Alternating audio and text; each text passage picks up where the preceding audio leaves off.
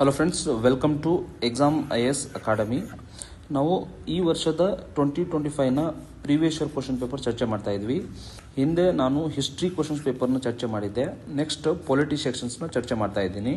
So ಡೈರೆಕ್ಟಾಗಿ ನಾವು ಕ್ವಶನಿಗೆ ಹೋಗೋದಾದರೆ A ಸೀರೀಸ್ನ 51 question ಏನಿತ್ತು ಅಂದರೆ, with reference to Indian polity consider the following statements ಅಂತೇಳಿ. ಸ್ಟೇಟ್ಮೆಂಟ್ 1 ಏನಿದೆ ಅಂದರೆ, an ordinance can make amend any central act ಅಂತೇಳಿ. Statement 2, ordinance can take away or abridge fundamental rights. Statement 3, ordinance can come in to the effect from back date ಅಂತೇಳಿ. So question ಏನಿದೆ, which of the given above are correct ಅಂತೇಳಿ ಇದೆ. So ಇಲ್ಲಿ 4 ಆಪ್ಷನ್ಸಲ್ಲಿ ಇದಕ್ಕೆ ಸರಿಯಾದ answer C ಆಗುತ್ತೆ. ಯಾಕಂತ ನಾನು ಈಗ ಹೇಳ್ತೇನೆ. ಏನಂದರೆ, ordinance can amend any central act ಅಂದರೆ, ಪ್ರೆಸಿಡೆಂಟ್ ಅವರು ಅಂಡರ್ ಆರ್ಟಿಕಲ್ 123 ಮತ್ತು ಗವರ್ನರ್ ಅವರು ಅಂಡರ್ 230ನಲ್ಲಿ ಆರ್ಡಿನೆನ್ಸ್ನ ಹೊರಡಿಸ್ಬೋದು. ಸೊ ಈ ಆರ್ಡಿನೆನ್ಸ್ ಮೂಲಕ ಯಾವುದೇ ಸೆಂಟ್ರಲ್ ಆ್ಯಕ್ಟ್ ಅಥವಾ ಸಂವಿಧಾನದ ಯಾವುದೇ ಒಂದು ಭಾಗವನ್ನು ತಿದ್ದುಪಡಿ ಮಾಡ್ಬೋದು. ಸೊ ಹಾಗಾಗಿ ಸ್ಟೇಟ್ಮೆಂಟ್ 1 ಕರೆಕ್ಟ್ ಆಗಿದೆ. Next, ordinance can abridge fundamental rights ಅಂತ ಹೇಳಿದೆ. ಅಂದರೆ ಇದರ ಅರ್ಥ ಏನು ಗೊತ್ತಾ, ಆರ್ಡಿನೆನ್ಸ್ ತರುವುದರ ಮೂಲಕ ಫಂಡಮೆಂಟಲ್ ರೈಟ್ಸ್ನ ತೆಗೆದು ಹಾಕ್ಬೋದು ಅಂತೇಳಿ ಇದೆ. ಆದರೆ ಆರ್ಟಿಕಲ್ 13 ಸಬ್ ಕ್ಲಾಸ್ 2 ಅಲ್ಲಿ ಏನಿದೆ ಅಂದರೆ, it prohibits the states from removing or deletion of fundamental rights. ಅಂದರೆ ಫಂಡಮೆಂಟಲ್ ರೈಟ್ಸ್ನ ರಾಜ್ಯ ಅಥವಾ ಕೇಂದ್ರ ಅಥವಾ ರಾಜ್ಯ ಸರ್ಕಾರ ತೆಗೆದುಹಾಕೋದಿಲ್ಲ ಅಂತೇಳಿ ಹೇಳಿದೆ. ಸೊ ಆ ನಿಟ್ಟಿನಲ್ಲಿ ಈ ಸೆಕೆಂಡ್ ಸ್ಟೇಟ್ಮೆಂಟ್ ರಾಂಗ್ ಆಗಿದೆ. Next, ordinance can come in to effect from back date ಅಂತೇಳಿ. ಅಂದರೆ ರೆಟ್ರೋಸ್ಪೆಕ್ಟಿವ್ ಲೆಜಿಸ್ಲೇಷನ್ ಅಂತೇಳಿ ಒಂದು ಕಾನ್ಸೆಪ್ಟ್ ಇದೆ.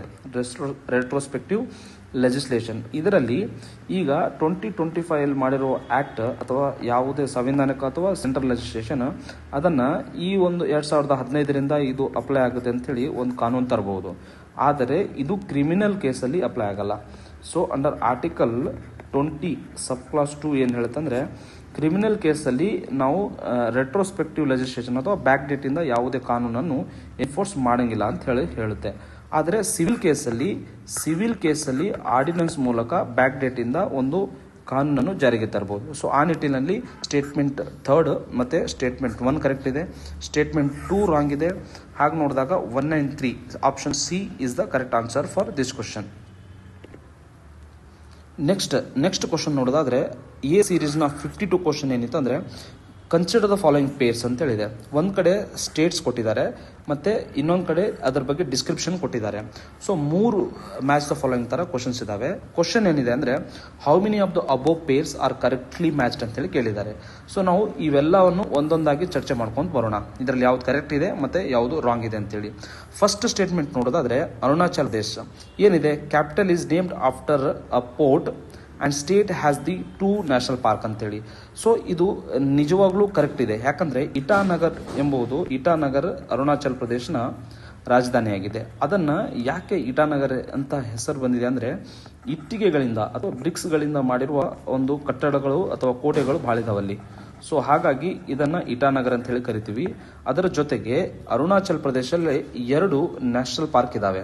ಇದು ಕೂಡ ಕರೆಕ್ಟ್ ಆಗಿದೆ. 2 ನ್ಯಾಷನಲ್ ಪಾರ್ಕ್ ಯಾವುದಂದರೆ, ನಾಮ್ದಪಾ ನ್ಯಾಷನಲ್ ಪಾರ್ಕ್ ಮತ್ತು ಇನ್ನೊಂದು ಮೌಲಿಂಗ್ ನ್ಯಾಷನಲ್ ಪಾರ್ಕ್ ಅಂತೇಳಿ ಈ 2 ನ್ಯಾಷನಲ್ ಪಾರ್ಕ್ಗಳು ಇದ್ದಾವೆ. ಹಾಗಾಗಿ ಇದು ಸ್ಟೇಟ್ಮೆಂಟ್ 1 ಅರುಣಾಚಲ್ ಪ್ರದೇಶ್ ಬಗ್ಗೆ ಕರೆಕ್ಟ್ ಆಗಿದೆ. ನೆಕ್ಸ್ಟ್, ನಾಗಾಲ್ಯಾಂಡ್ ಬಗ್ಗೆ ಚರ್ಚೆ ಮಾಡೋದಾದರೆ, Nagaland came into existence on the basis of constitutional amendment ಅಂತೇಳಿ ಸ್ಟೇಟ್ಮೆಂಟ್ ಇದೆ. ಆದರೆ ಇದು ರಾಂಗ್ ಇದೆ. ಯಾಕಂದರೆ ಇದನ್ನು ಸಂವಿಧಾನಿಕ ತಿದ್ದುಪಡಿ ಮಾಡೋದ್ರ ಮೂಲಕ ತಂದಿಲ್ಲ. ಬಟ್ ಜಸ್ಟ್ ಏನಂದರೆ, ಸ್ಟೇಟ್ ಆಫ್ ನಾಗಾಲ್ಯಾಂಡ್ ಆ್ಯಕ್ಟ್ ಅಂಥೇಳಿ 1962ರಲ್ಲಿ ತಂದಿದ್ರು ಪಾರ್ಲಿಮೆಂಟ್ನ ಮೂಲಕ. ಇದು ಜಸ್ಟ್ ಸರಳವಾದ ಸಾಮಾನ್ಯ ಕಾಯ್ದೆಯಾಗಿದೆ, ಸಂವಿಧಾನಿಕ ತಿದ್ದುಪಡಿ ಅಲ್ಲ. ಸೊ ಹಾಗಾಗಿ ಇದು ರಾಂಗ್ ಆಗಿದೆ, ನಾಗಾಲ್ಯಾಂಡ್ ಬಗ್ಗೆ ರಾಂಗ್ ಆಗಿದೆ. ಆದರೆ ನಾಗಾಲ್ಯಾಂಡನ್ನು ಸಂವಿಧಾನಿಕ ತಿದ್ದುಪಡಿಯ ಮೂಲಕ ಅಂದರೆ 13ನೇ ಸಂವಿಧಾನಿಕ ಕಾನ್ಸ್ಟಿಟ್ಯೂಷನಲ್ ಅಮೆಂಡ್ಮೆಂಟ್ ಆ್ಯಕ್ಟ್ ಮೂಲಕ 371A ಎಂಬ ಸ್ಪೆಷಲ್ ಸ್ಟೇಟಸ್ನ ಕೊಟ್ಟಿದ್ದಾರೆ. ಆದರೆ ಇದು ನಾಗಾಲ್ಯಾಂಡ್ ರಾಜ್ಯ ಫಾರ್ಮ್ ಆಗಬೇಕಂದ್ರೆ ಸರಳವಾದಂಥ ಒಂದು ಕಾಯ್ದೆಯ ಮೂಲಕ ಜಾರಿಗೆ ಬಂದಿದೆ. ಆದರೆ ಅದನ್ನು ಸ್ಪೆಷಲ್ ಸ್ಟೇಟಸ್ ಕೊಟ್ಟಿರೋದು ಸಂವಿಧಾನಿಕ ತಿದ್ದುಪಡಿ, ಅದು 13ನೇ ಸಂವಿಧಾನಿಕ ತಿದ್ದುಪಡಿ. ಹಾಗಾಗಿ ಸ್ಟೇಟ್ಮೆಂಟ್ 2 ರಾಂಗ್ ಆಗಿದೆ. ನೆಕ್ಸ್ಟ್, ತ್ರಿಪುರಾ ಬಗ್ಗೆ ನೋಡೋದಾದರೆ, initially part C state it became a centrally administered territory with the reorganization of states in 1956 and later attained the status of full-fledged state ಅಂತೇಳಿ. ಸೊ ಫ್ರೆಂಡ್ಸ್, ತ್ರಿಪುರದ ಕೇಸ್ ಬಂದಾಗ ಏನು ಗೊತ್ತಾ, ತ್ರಿಪುರವನ್ನು ರಾಜಮನೆತನಗಳು ಆಳ್ತಿರ್ತೀವಿ. ಆ ರಾಜಮನೆತನಗಳು ಅಕ್ಟೋಬರ್ 15, 1949 ನಾವು ಭಾರತಕ್ಕೆ ಜಾಯಿನ್ ಆಗ್ತೀವಿ ಅಂತೇಳಿ ಒಂದು ಅಗ್ರಿಮೆಂಟ್ ಮಾಡ್ಕೋತಾರೆ. ಸೊ ಈ ಅಗ್ರಿಮೆಂಟ್ ಆದಮೇಲೆ ಈ ಒಂದು ರಾಜ್ಯವನ್ನು ನಾವು ಏನಂದರೆ ಪಾರ್ಟ್ ಎ ಬಿ ಸಿ ಅಂತೇಳಿ ನಾವು ಸ್ಟೇಟ್ ರಿಆರ್ಗನೈಸೇಷನ್ ಆ್ಯಕ್ಟಲ್ಲಿ ಮಾಡ್ತೀವಿ. ಆದರೆ ತ್ರಿಪುರವನ್ನು ಸಿ ಗುಂಪಿಗೆ ಸೇರಿಸಿ ನೆಕ್ಸ್ಟ್ ಏನು ಮಾಡ್ತೀವಿ ಅಂದರೆ 1956 ಸ್ಟೇಟ್ ರಿಆರ್ಗನೈಸೇಷನ್ ಟೈಮಲ್ಲಿ ಯೂನಿಯನ್ ಟೆರಿಟರಿಯಾಗಿ ಅದನ್ನು ಸ್ಟೇಟಸ್ ಕೊಡ್ತೀವಿ. ಅದರ ನಂತರ ಏನಂದರೆ north eastern areas reorganisation act ಅಂತೇಳಿ ಬರುತ್ತೆ 1971ನಲ್ಲಿ north eastern areas reorganisation act. ಇದರ ಮೂಲಕ ಇದನ್ನು ಒಂದು ಪೂರ್ಣ ರಾಜ್ಯವಾಗಿ ಘೋಷಣೆ ಮಾಡ್ತಾರೆ. ಸೊ ಹಾಗಾದರೆ ತ್ರಿಪುರ ಮತ್ತು ಅರುಣಾಚಲ್ ಪ್ರದೇಶ್ ಬಗ್ಗೆ ಕರೆಕ್ಟ್ಲಿ ಮ್ಯಾಚ್ಡ್ ಇದೆ, ನಾಗಾಲ್ಯಾಂಡ್ ಬಗ್ಗೆ ರಾಂಗ್ ಇದೆ. ಸೊ ಹಾಗಾಗಿ ಇದಕ್ಕೆ ಸರಿಯಾದ ಉತ್ತರ ಕರೆಕ್ಟ್ಲಿ ಮ್ಯಾಚ್ಡ್ ಅಂದರೆ 2 ಆಗಿದೆ. ಅಂದರೆ ಬಿ, 2 ಸ್ಟೇಟ್ಮೆಂಟ್ ಕರೆಕ್ಟ್ ಇದ್ದಾವೆ. ಸೆಕೆಂಡ್ ಇಲ್ಲಿ ನಾಗಾಲ್ಯಾಂಡ್ ಬಗ್ಗೆ ರಾಂಗ್ ಇದೆ. ಓಕೆನಾ. ನೆಕ್ಸ್ಟ್ ಚರ್ಚೆ ಮಾಡೋದಾದರೆ with reference to following 3 organisations ಕೊಟ್ಟಿದ್ದಾರೆ. How many of the above established as per the provision of the constitution of India ಅಂತೇಳಿ. ಅಂದರೆ ಇಲ್ಲಿ 4 ಆಪ್ಷನ್ಸ್ ಕೊಟ್ಟಿದ್ದಾರೆ. ಅಂದರೆ ಸಂವಿಧಾನದ ಒಂದು ಪ್ರೊವಿಷನ್ ಮೂಲಕ, ಸಂವಿಧಾನದ ಆರ್ಟಿಕಲ್ ಮೂಲಕ ಯಾವೆಲ್ಲ ಸಂಸ್ಥೆಗಳನ್ನು ಸ್ಥಾಪನೆ ಮಾಡಲಾಗಿದೆ ಅಂತ ಕೇಳಿದ್ದಾರೆ. ಸೊ ಎಲ್ಲವನ್ನು ಒಂದೊಂದಾಗಿ ಚರ್ಚೆ ಮಾಡ್ಕೊಂಡು ಬಂದಾಗ ಇಂಟರ್ ಸ್ಟೇಟ್ ಕೌನ್ಸಿಲ್ ಇದೆಯಲ್ಲ, ಇಂಟರ್ ಸ್ಟೇಟ್ ಕೌನ್ಸಿಲ್ನ ಆರ್ಟಿಕಲ್ 263 ಮೂಲಕ ಇದನ್ನು ಸಂವಿಧಾನಿಕ ಒಂದು ಸಂಸ್ಥೆ ಆಗಿದೆ. ನೆಕ್ಸ್ಟ್ ನ್ಯಾಷನಲ್ ಸೆಕ್ಯೂರಿಟಿ ಕೌನ್ಸಿಲ್ ಅಂತ ಹೇಳಿ ಬಂದಾಗ, ನ್ಯಾಷನಲ್ ಸೆಕ್ಯೂರಿಟಿ ಕೌನ್ಸಿಲ್ ಇದನ್ನು ಸರ್ಕಾರದ ಒಂದು ಎಕ್ಸಿಕ್ಯೂಟಿವ್ ಆರ್ಡರ್ ಮೂಲಕ ಜಾರಿಗೆ ತರಲಾಗಿದೆ. ಇದರ ಬಗ್ಗೆ ಸಂವಿಧಾನದಲ್ಲಿ, ಕಾನ್ಸ್ಟಿಟ್ಯೂಷನಲ್ಲಿ ಯಾವುದೇ ಒಂದು ಆರ್ಟಿಕಲ್ ಇಲ್ಲ ಅಥವಾ ಅದನ್ನು ತಿದ್ದುಪಡಿ ಮಾಡಿ ಏನೂ ತಂದಿಲ್ಲ. ಓಕೆನಾ. ಸೊ ಇದು ಜಸ್ಟ್ ಎಕ್ಸಿಕ್ಯೂಟಿವ್ ಆರ್ಡರ್ ಮೇಲೆ ಬಂದಿರುವಂಥ ಒಂದು ಬಾಡಿ ಆಗಿದೆ.